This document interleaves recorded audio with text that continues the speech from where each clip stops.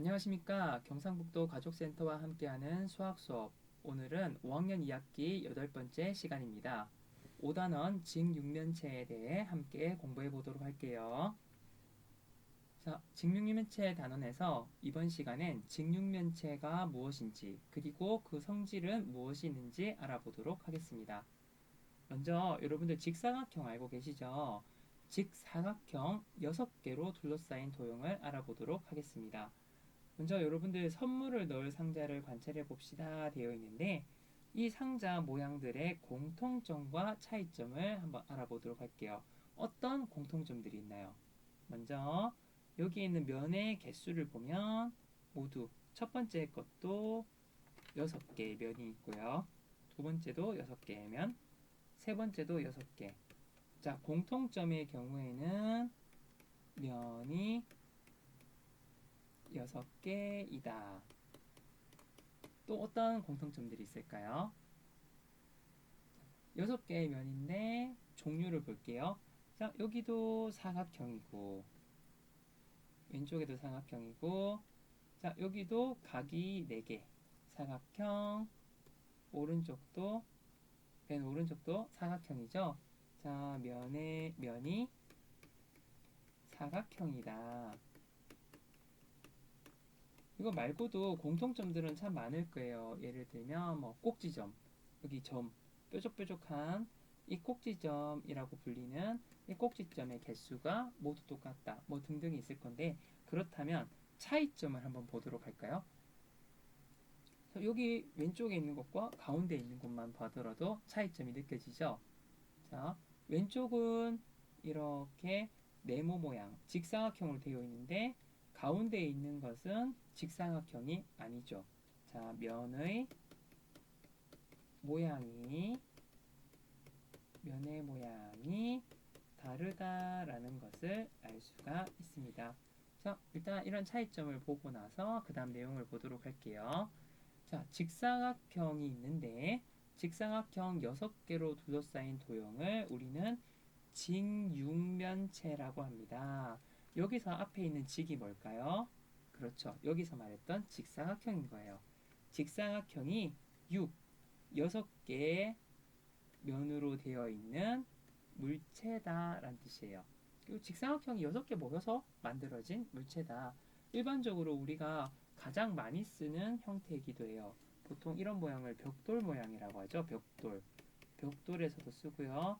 자, 이런 모양은 모두 이렇게 집을 지을 때라든지 물건을 쌓을 때도 가장 잘 쓰이는 모형이어서 여러분들 집에서도 이런 모양 찾아볼 수 있겠죠.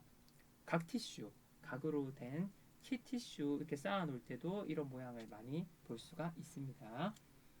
직육면체에서 선분으로 둘러싸인 부분, 선분은 뭐냐면 이렇게 직육면체에서 이렇게 이렇게 길이가 정해진 선을 선분이라고 합니다. 이러한 선분으로 둘러싸인 부분을 우리는 면이라고 불러요.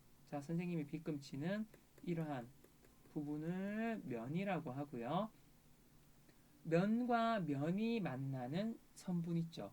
면과 면이 만나는 선분을 우리는 이 부분을 모서리라고 합니다. 여러분들 책상 학교에서 생활을 하다 보면 책상도 면과 면이 있겠죠. 그 면과 면이 맞닿는 부분이 약간 좀 날카롭잖아요. 좀 부딪히면 아프잖아요. 그런 부분을 우리는 책상 모서리라고 하잖아요. 여기서도 똑같아요. 면과 면이 만나서 이렇게 겹치는 서로 만나는 이 부분을 모서리라고 하고요. 자, 이 모서리와 모서리가 만나서 뾰족하게 만나는 점 있죠. 모서리 이렇게 세 개가 만나서 뾰족하게 만나는 이 부분을 꼭지점이라고 합니다. 꼭지점. 그래서 이번 시간에 자, 직육면체에서 면, 모서리, 꼭지점이라는 명칭을 여러분들이 배우도록 한 거예요. 배웠습니다. 자, 그러면 여기서도 보면 직육면체를 살펴보면 직육면체의 면, 모서리, 꼭지점 찾아보라고 했죠. 면은 자, 여기에 한 개 있고요. 또 면 또 있을까요? 그렇죠. 오른쪽에도 한 개 있고 위에도 한 개 있죠. 자, 선생님이 빗금치는데 말고도 면이 또 있을까요? 자, 이 그림의 반대편에도 있겠죠. 그래서 면은 모두 몇 개가 있을까요?를 봤더니 직육면체잖아요. 그러면 면의 수는 일단 6개인 겁니다. 모서리를 볼게요. 자, 모서리는 위에만 볼게요. 위에 하나, 둘, 셋, 넷. 위쪽 부분에 4개가 있고요. 아래로 내려올게요. 자, 이 옆에 볼게요. 옆에.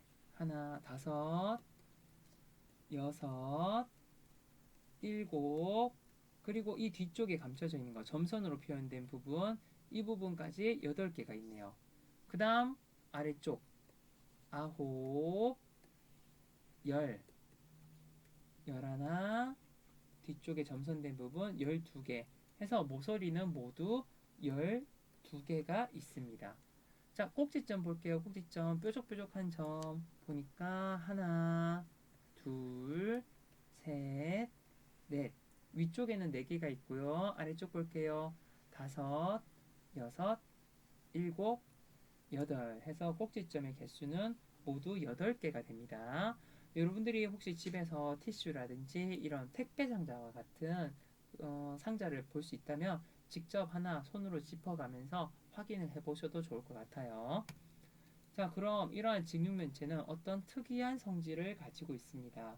아까 선생님이 벽돌을 썼는데 많이 썼다 그랬잖아요. 그거 벽돌을 생각하면 여러분들 좀 이해가 잘 될 거예요. 직육면체에서 서로 마주보고 있는 면을 볼게요.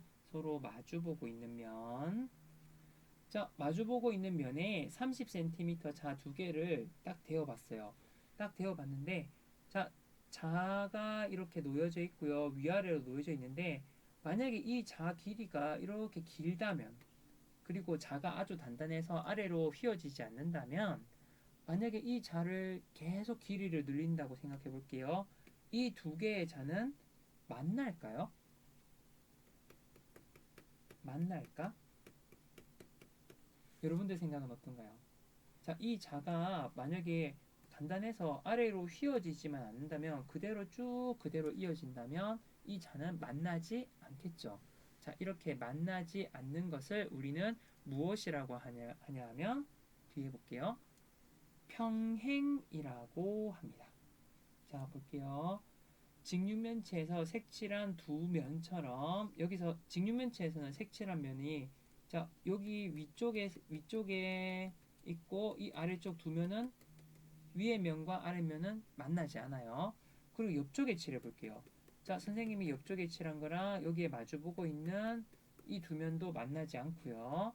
자, 선생님이 빗금친 이 두 면도 아무리 늘려도 만나지 않아요.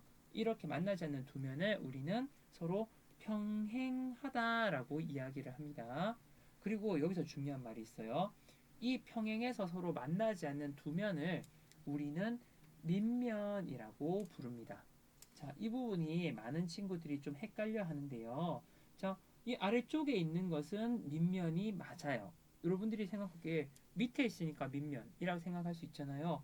그럼 이 위에 있는 거는 뭐라고 부르는 게 좋을까요?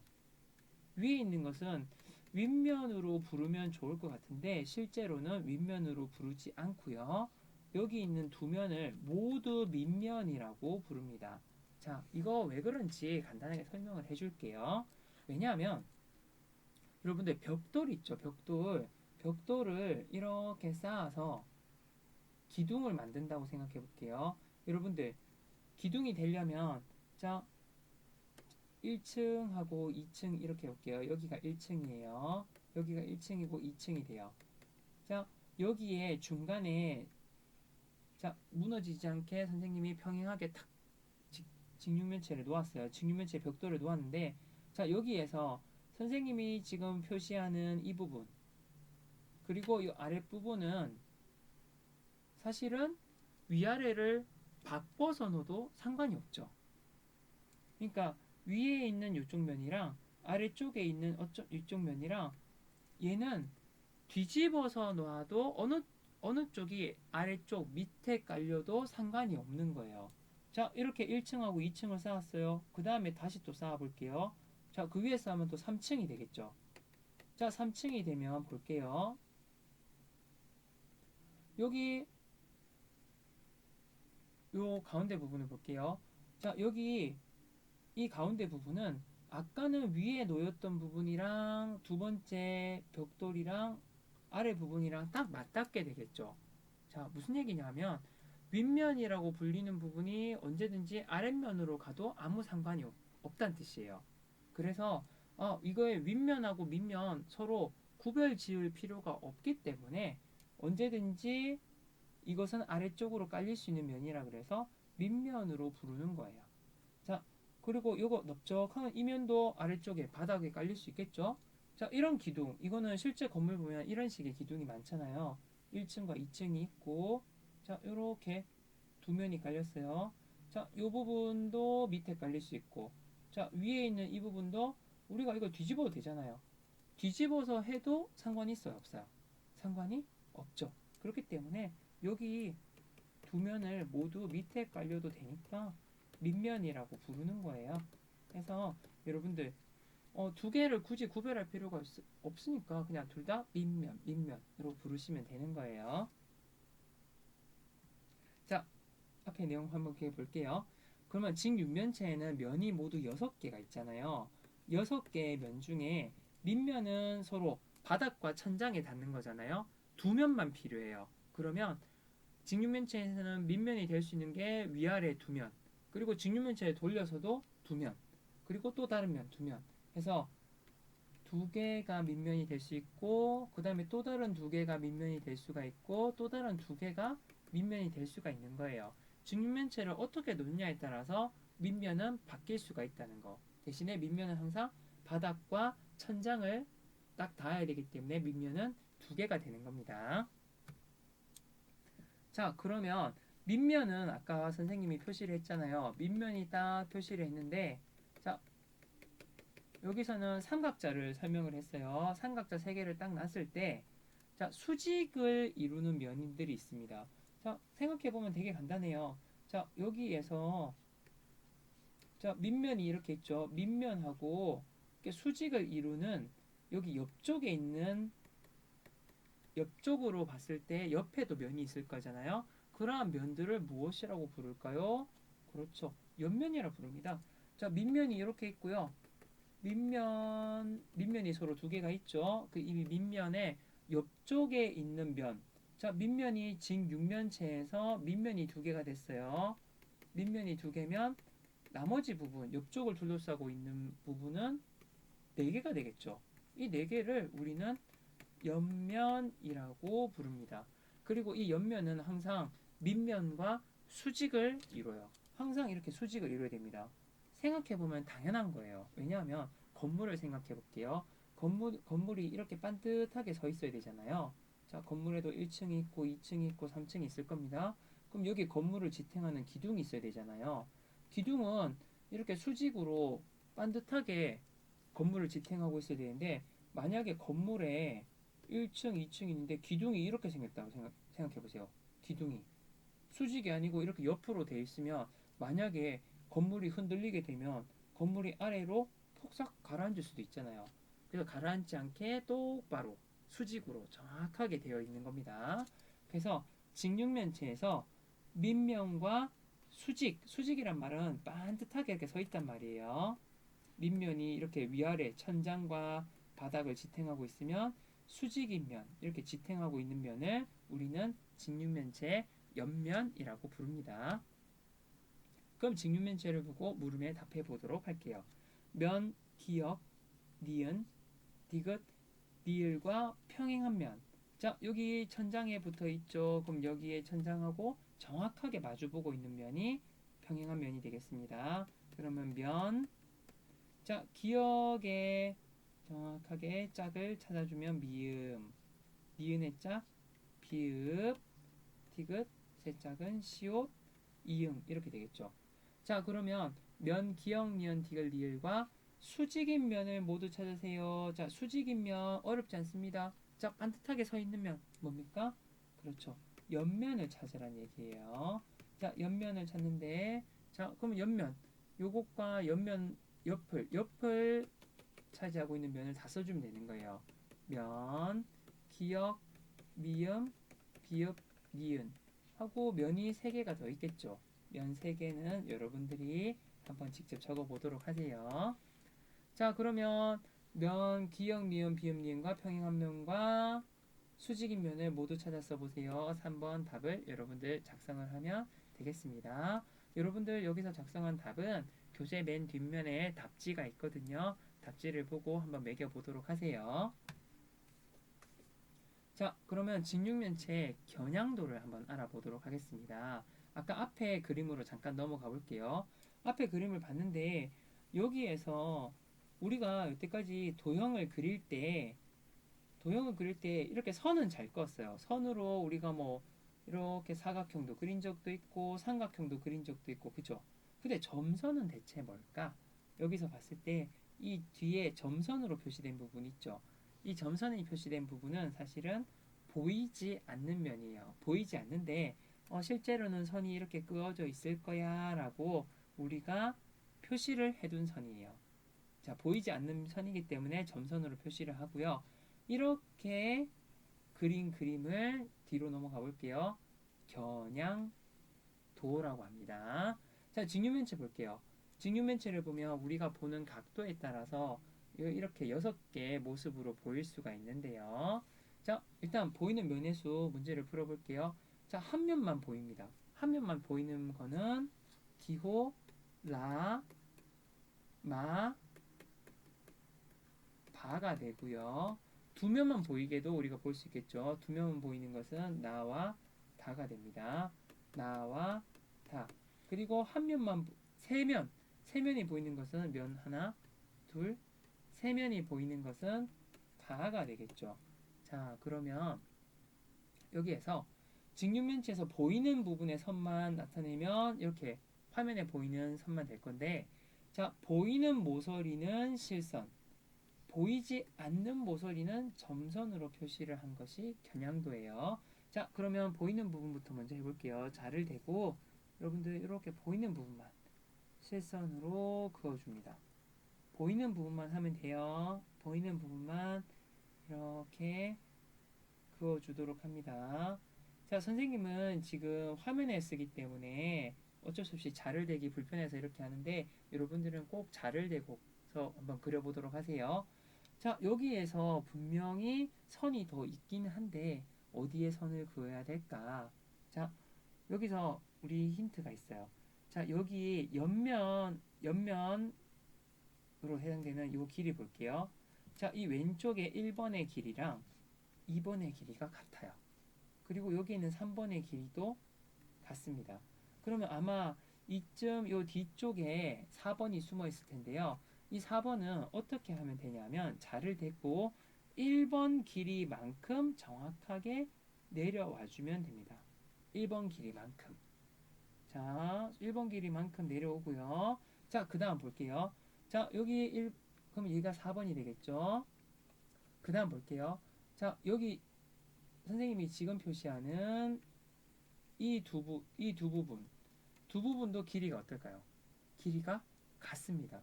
그러면 여기에 길이를 재서 꼭지점하고 꼭지점을 이렇게 연결을 해줄 때 보이지 않는 면이니까 어떻게 해야 될까요? 그렇죠. 점선으로 표시를 합니다. 점선으로 표시를 하고요. 그리고 나머지 한 면. 자, 여기 꼭지점이 있고요. 꼭지점이 있죠? 나머지 한 면을 점선으로 이어주면 그림이 완성이 됩니다. 자, 그러면 여기서 보이는 면만 볼게요. 보이는 면. 자, 일단 보이는 면은 여기서는 3개가 있고, 자, 직육면체니까 보이지 않는 면은 3개가 되겠죠. 자, 모서리의 개수를 볼게요. 직육면체에서는 모서리가 모두 12개가 있었는데요. 여기에서는 보이는 모서리는 모두 하나, 둘, 셋, 넷, 다섯, 여섯, 일곱, 여덟, 9개가 되네요. 보이는 모서리 9개, 보이지 않는 모서리 3개. 꼭지점은 하나, 둘, 셋, 넷, 다섯, 여섯, 일곱. 보이는 모서리 7개, 보이지 않는 꼭지점 7개, 보이지 않는 꼭지점 1개가 되네요. 여기에서 보이지 않는 모서리만 선생님이 신경을 써서 점선을 그었습니다. 이렇게 직육면체의 모양을 잘 알 수 있도록 나타낸 그림을 우리는 겨냥도라고 합니다. 겨냥이 혹시 여러분들 들어본 적 있나요? 화살 있죠, 화살. 화살을 가지고 우리가 화살을 쭉 당길 때 마지막에 관역에 맞추기 위해서 눈을 이렇게 한쪽 눈을 감잖아요.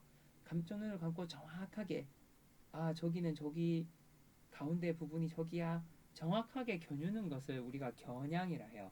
자, 여기서도 직육면체의 모양을 잘 알 수 있도록 꼼꼼하게 안 보이는 부분까지 보려고 표시를 한 것을 우리는 겨냥도라고 합니다. 그래서 겨냥도에서 보이는 부분은 잘 보이니까 실선, 잘 안 보이는 것은 잘 안 보이는 부분 나타내기 위해서 점선으로 그린다는 거 기억해 두세요. 자, 그러면 직육면체의 겨냥도를 그리는데요. 이거 겨냥도 그릴 때 굉장히 어려워하는 친구들이 많습니다. 어려워할 필요 없고요. 일단 힌트를 줄게요. 내가 그릴 수 있는 부분부터 먼저 하는 겁니다. 자, 여기서 보면 그리기 쉬운 부분부터. 자, 선생님은 여기 이미 짝대기가 하나 있죠. 자, 3칸짜리예요. 이거랑 똑같은 거. 자, 이 아래 부분은 눈에 보이는 부분이죠. 3칸. 그리고 여기도 3칸. 자, 일단 이렇게만 하고 나도 대부분의 형태가 완성이 됐어요.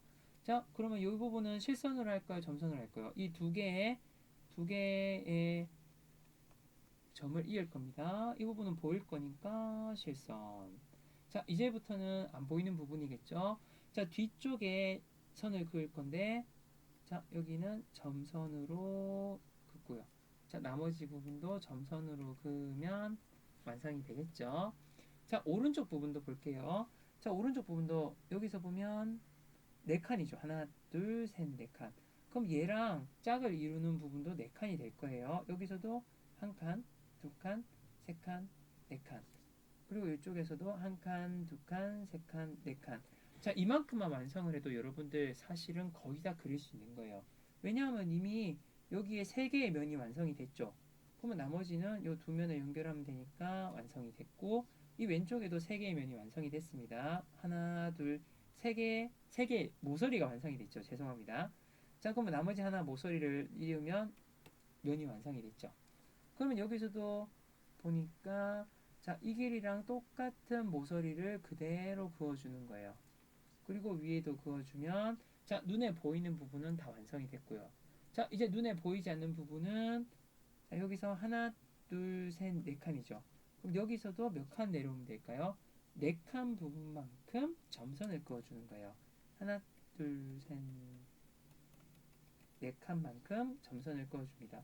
자, 이렇게만 하면 나머지 부분은 여러분들이 연결을 점선으로 하면 완성이 되는 거예요. 한번 연습을 해보도록 합니다.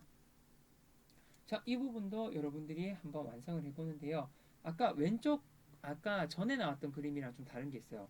전에 나왔던 것은 이렇게 대각선 방향으로도 점선이 그어져 있어요. 삼각형으로 이렇게 모양이 만들어져 있잖아요. 그런데 여러분들 여기는 사각형이에요. 사각형 부분은 여러분들 이렇게 중간에 이렇게 옆쪽으로 가는 거는 긋기가 어렵거든요. 사각형 부분은 여러분들 반드시 어떤 부분부터 먼저 하냐 하면 가로, 세로 부분부터 먼저 그을 수 있는 부분부터 찾는 겁니다. 자, 왼쪽 그림에서는 자, 여기 세로 부분 그을 수 있는 부분 보이죠? 여기부터 먼저 하는 거예요. 자, 이걸 하고 나면 사실은 나머지 부분은 이미 모서리 3개가 완성이 되어 있죠? 그러면 모서리 3개 완성되어 있으니까 나머지 모서리는 자대고 그어주면 되는 겁니다. 자, 여기서도 가로, 세로 내가 그을 수 있는 부분부터 그을게요. 하나, 둘, 3칸이니까 여기도 3칸만큼 아래로 먼저 그어주는 거예요.